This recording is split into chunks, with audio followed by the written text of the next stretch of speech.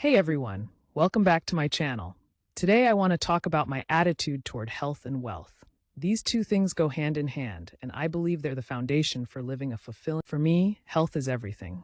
Without it, no amount of money or success will matter. I focus on simple habits that make a big difference, like eating nutritious foods and exercising regularly. Now let's talk wealth. For me, wealth isn't just about money, it's about freedom and security.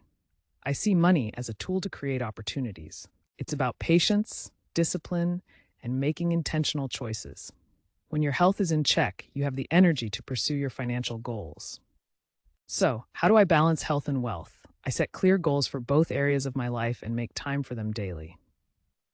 When I take care of my body and mind, I perform better in work and life. It's a cycle that feeds into itself. At the end of the day, my attitude toward health and wealth is simple. They're connected.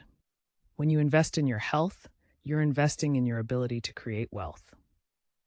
So, what's your attitude toward health and wealth? Let me know in the comments. I'd love to hear your thoughts. Thanks for watching.